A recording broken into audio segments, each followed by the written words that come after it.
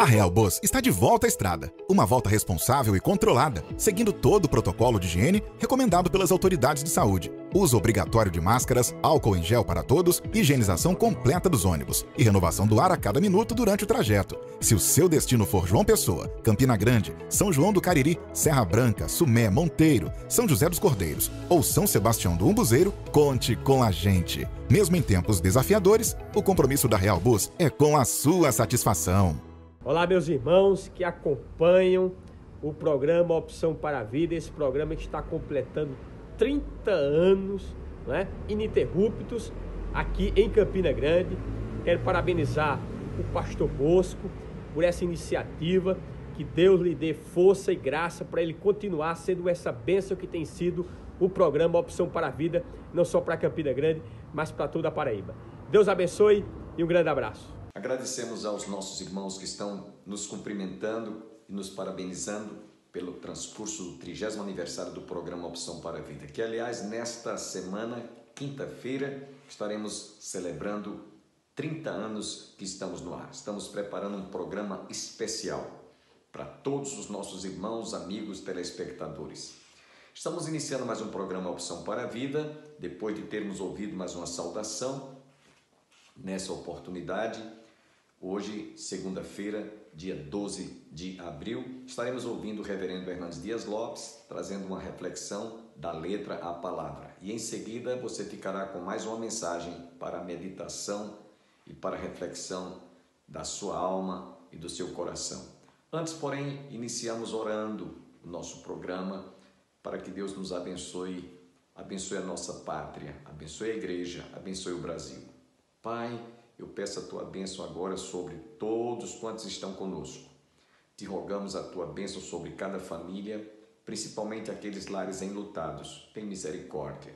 Abençoe a nossa pátria, abençoe a igreja, que o Teu povo possa estar pronto e realmente sejamos guardados por Ti, Senhor, no momento da provação, da tribulação ou certamente da perseguição que a Tua igreja está sofrendo nesses dias. É o que eu te oro e te peço agradecido, em nome de Jesus. Amém.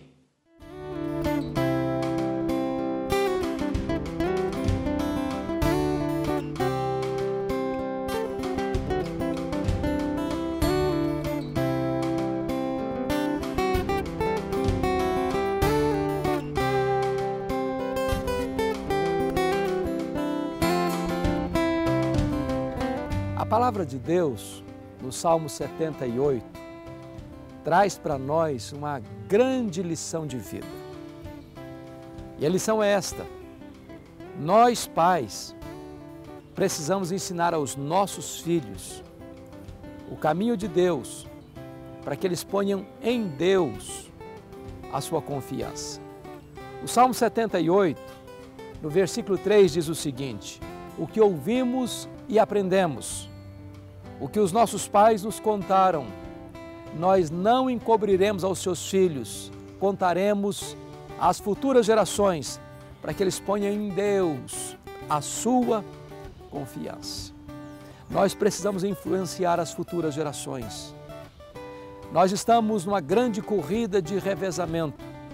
Se nós não passarmos para os nossos filhos, para os nossos netos, os valores, os princípios, a nossa fé, a nossa confiança em Deus, as futuras gerações podem perder este legado e esse tesouro.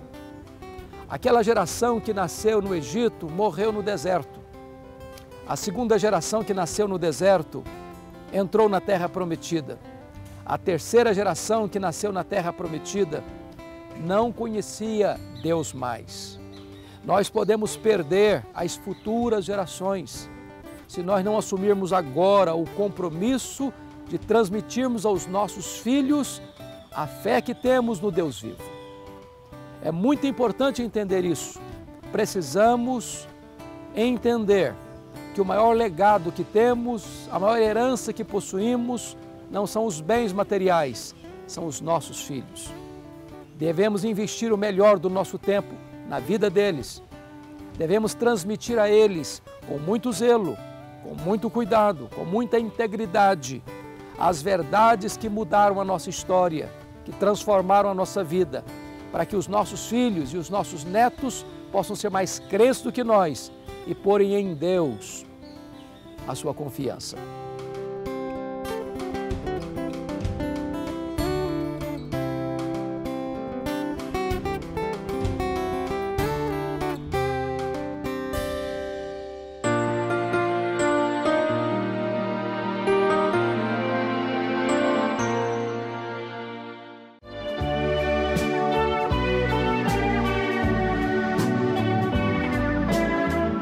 Que a graciosa paz do Senhor Jesus ache guarida no coração de todos aqueles que nos escutam. Já peço que os amados tomem a Escritura, seja no seu celular, seja a Bíblia física, mas abra a palavra de Deus na carta que Paulo escreveu aos Colossenses. Nós vamos ler 2 versos, o verso 18 e o verso 19. Diz assim o Senhor, através de Paulo: Ele é a cabeça do corpo da igreja. Ele é o princípio, o primogênito de entre os mortos, para em todas as coisas ter a primazia. Porque aprouve a Deus que nele residisse toda a plenitude.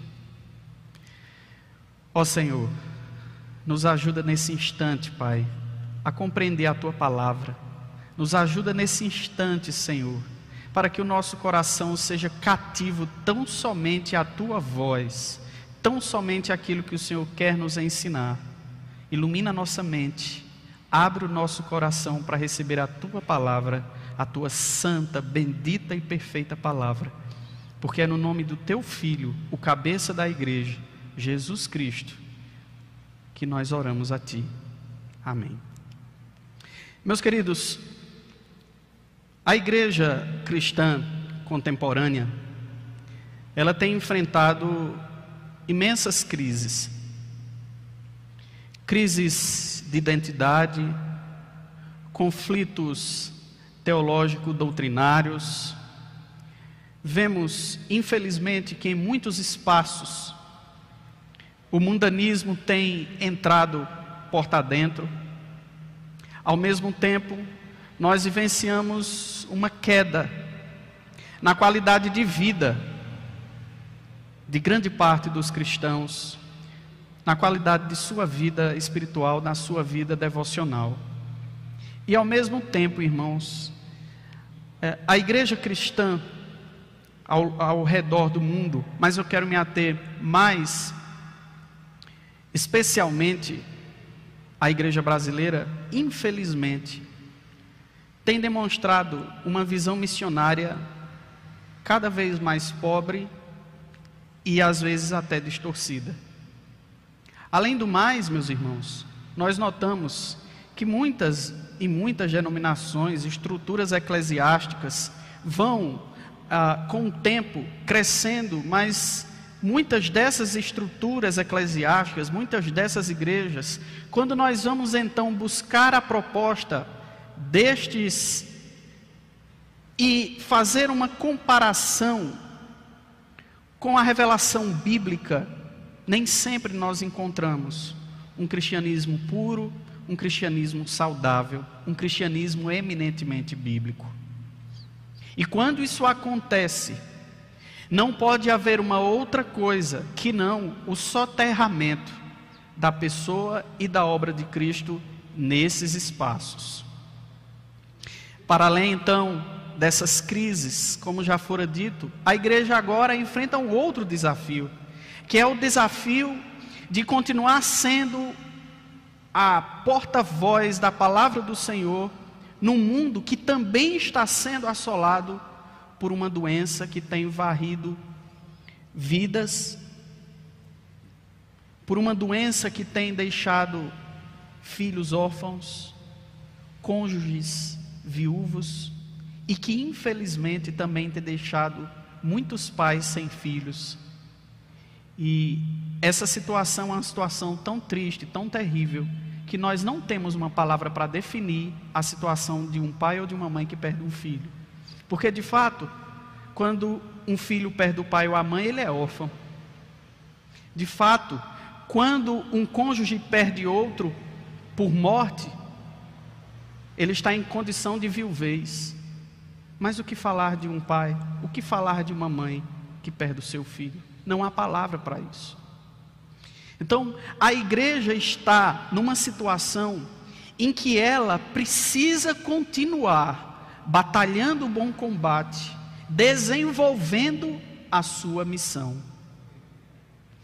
A igreja a quem Paulo escreve essa epístola é a igreja de Colossos, uma igreja cujos os historiadores bíblicos dão conta, em grande parte deles, que não foi fundada pelo próprio apóstolo Paulo, mas por um irmão chamado Epáfras. Epáfras esteve com Paulo na prisão em Roma. Nós inclusive encontramos algumas referências que podem ajudar a referendar isso. Colossenses capítulo 4, versos 12 e 13.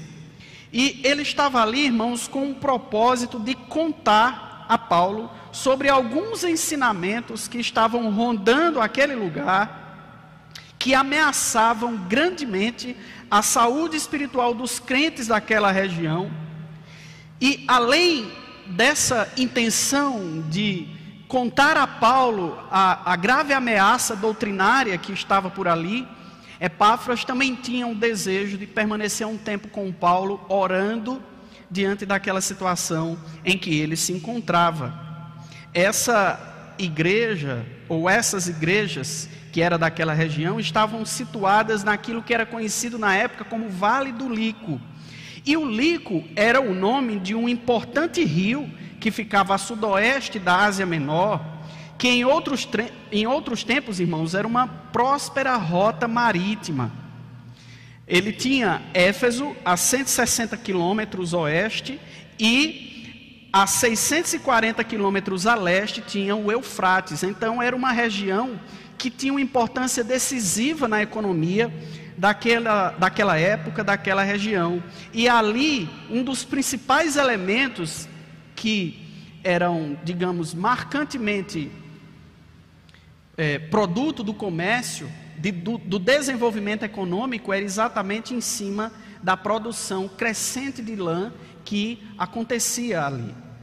Embora esse prestígio todo foi sendo perdido durante o período do Império Romano, por conta do crescimento de duas outras importantes cidades, que eram as cidades de Herápolis e a grande cidade, a rica cidade de Laodiceia. E essa epístola, ela foi escrita muito provavelmente entre os anos de 53 a 55 depois de Cristo. E Paulo objetivava com essa epístola combater frontalmente as heresias que estavam por ali, como eu já falei, que eram oriundas de uma mistura confusa de filosofia grega com judaísmo. Entre outras práticas do Antigo Testamento, entre outras coisas que essas pessoas pregavam ainda como necessárias à salvação, dos ritos da lei, eles também tinham uma prática de veneração de forças espirituais, de culto aos anjos, de uma vida completamente ascética, rigorosa e de restrições alimentares à semelhança do que eram encontradas no Antigo Testamento. E os irmãos encontram isso no capítulo 2, verso 11, 16 e 18. E Paulo, portanto, escreve essa epístola destacando de maneira muito clara a sublimidade de Cristo sobre tudo e sobre todos. Esta era a principal intenção de Paulo, mostrar o quanto Cristo era superior a todas as coisas. De modo, irmãos, que nesse trecho em que nós lemos, mais especialmente, Paulo destaca que conhecer a sublimidade de Cristo, que é, portanto, cabeça, faz com que a igreja, que é o seu corpo, seja impactada profundamente em sua missão como propagadora da mensagem evangélica. Esse é principalmente o tema, o tom, a mensagem, portanto, que Paulo deseja nos dar, nos ensinar, através desse trecho que for lido. Mas, em primeiro lugar, talvez você esteja se perguntando, afinal de contas, se a igreja tem missão, qual é a missão da igreja? Mas antes de responder essa pergunta, eu gostaria de frisar, eu gostaria de deixar muito claro o sentido da palavra sublime. Isso porque eu falei anteriormente que aqui é uma epístola que trata da sublimidade de Cristo em todas as áreas, sobre tudo, sobre todos, sobre forças espirituais, sobre a natureza, sobre governos, absolutamente sobre tudo, o nosso Senhor Jesus reina e reina soberanamente. Então, se Ele é sublime, o que seria então? Qual é a ideia do conceito de sublime? Bem, se você vai pesquisar, portanto, em algum dicionário, nós vamos ter dicionário virtual na internet para te ajudar, nós encontramos lá que sublime é a condição do que é elevado, grandioso, é o estado do que está acima do humano, qualidade do que é divino, excelência, característica do que é perfeito moral ou intelectualmente.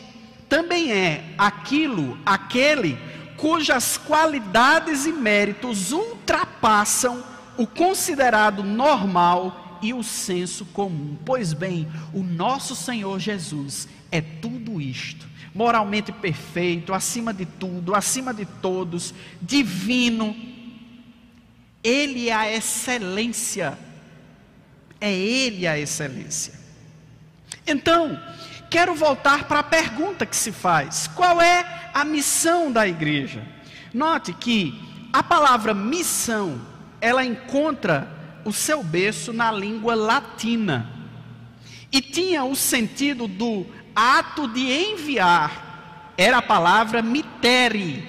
Enviar, mandar, emitir. Essa missão, portanto, consiste muito basicamente, fundamentalmente amparada nas palavras de Jesus no encerramento da epístola que nós encontramos, por exemplo, de Mateus.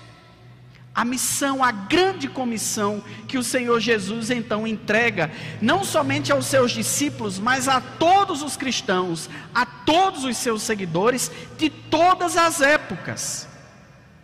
Essa missão, portanto, irmãos, podemos dizer que ela está amparada sobre 3 grandes fundamentos, e tome nota deles. O primeiro é o fundamento da adoração. É o ato de reverenciar, honrar e amar a Deus de maneira extrema e perene, redundando numa vida devotada e contrita a Ele e seus mandamentos, sendo, portanto, por nós claramente respeitados, guardados e praticados.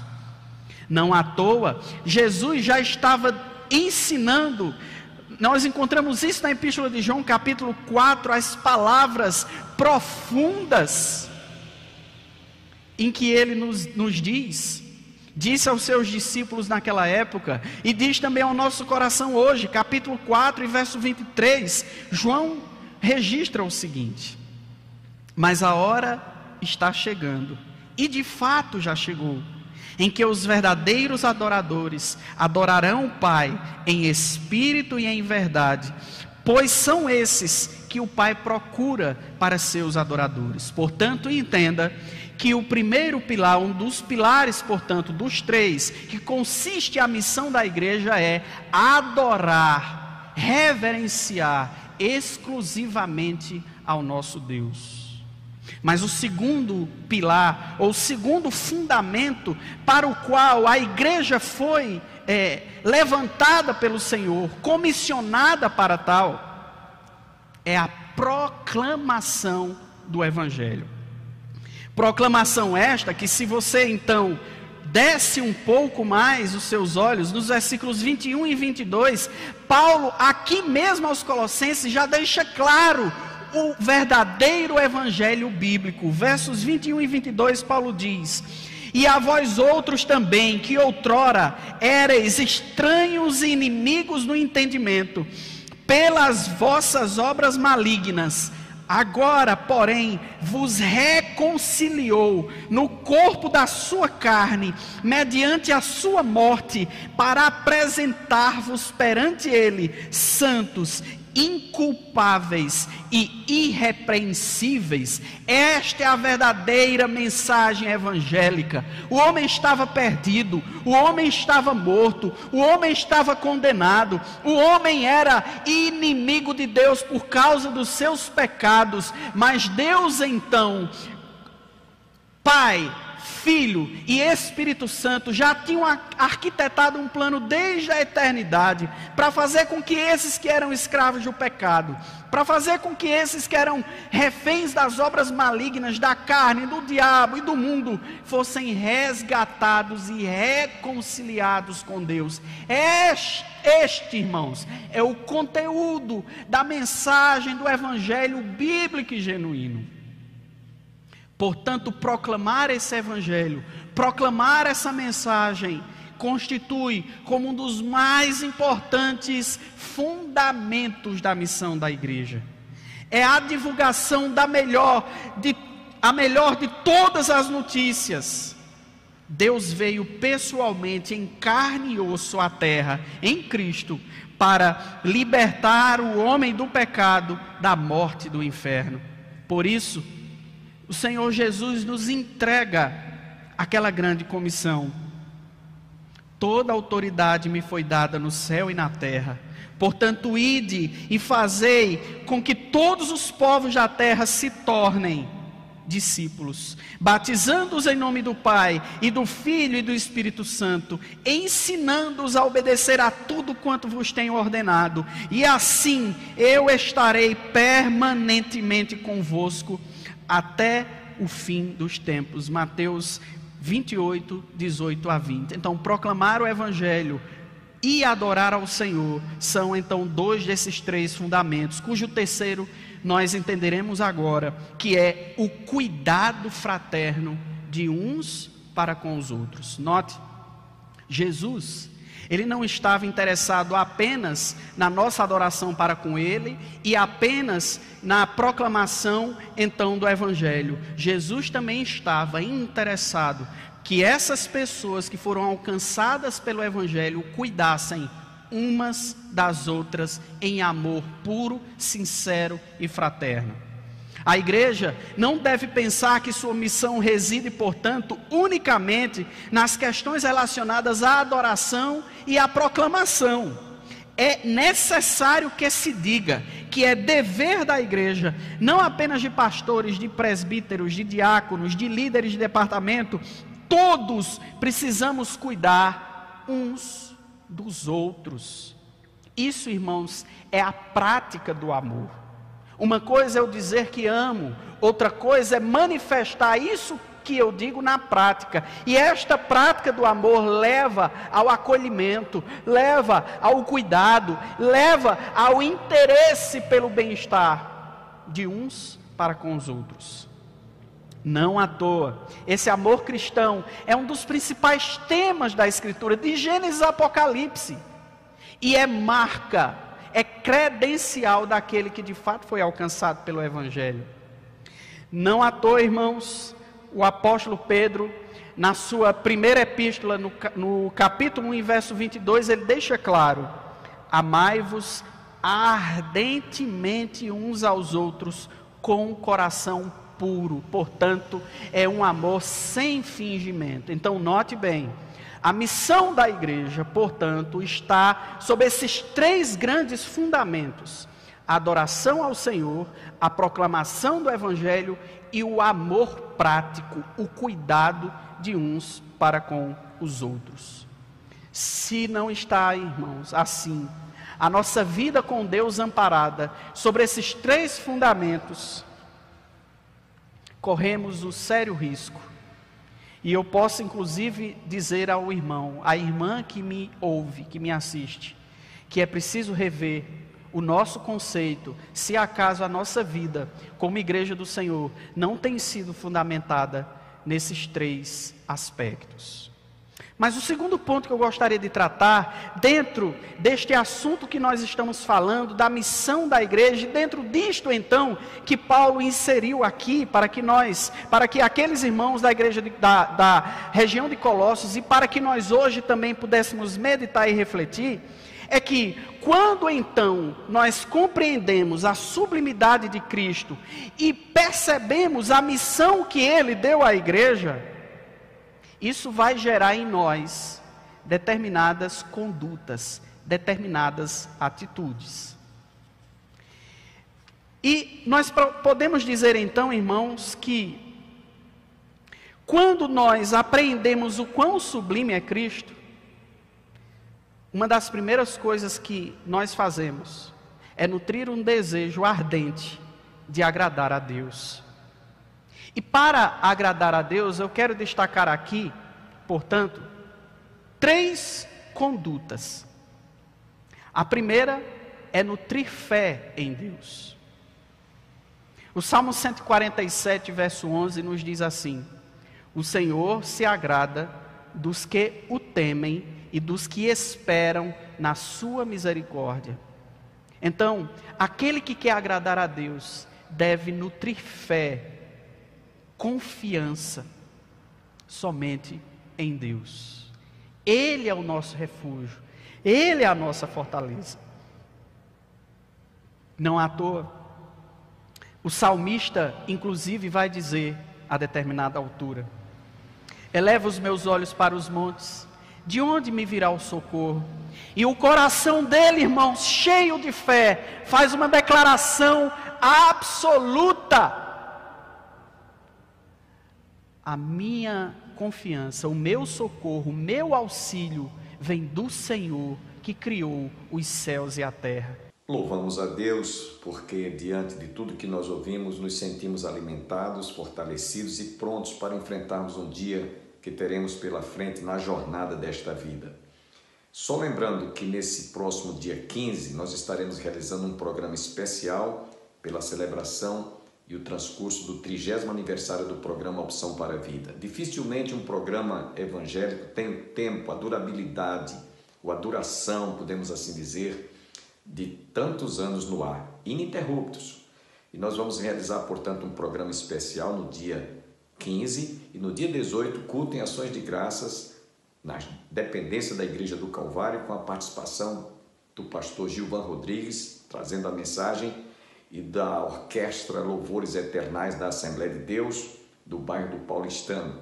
Estaremos, portanto, celebrando aquela festa de ações de graças. Você não pode perder. Igreja do Calvário está situada às margens do Açude Velho, confluência com o Parque da Criança, no início da Avenida Brasília. Tenham todos um bom dia e uma semana abençoada. Esses são os nossos mais sinceros votos para todos os nossos amigos telespectadores. Até amanhã, se Deus quiser. O programa Opção para a Vida é realmente um marco de fé. Tudo começou por fé. Nós estivemos presentes no início e sabemos quão grandes foram os desafios. 30 anos de programa é uma conquista imensa, é uma grande bênção. E nós louvamos a Deus pelo privilégio que Ele nos concedeu, a mim e a Kiara, de fazermos parte dessa história, de servi-lo através do programa Opção para a Vida Infantil. Louvamos a Deus pela vida do pastor João Bosco, que acreditou nesse sonho e confiou no Senhor para torná-lo realidade. E oramos para que Deus continue abençoando esta trajetória, continue abençoando este programa, toda a equipe que hoje está envolvida, e que esta missão prossiga proclamando o Evangelho de Cristo. Deus os abençoe e parabéns por esta linda história.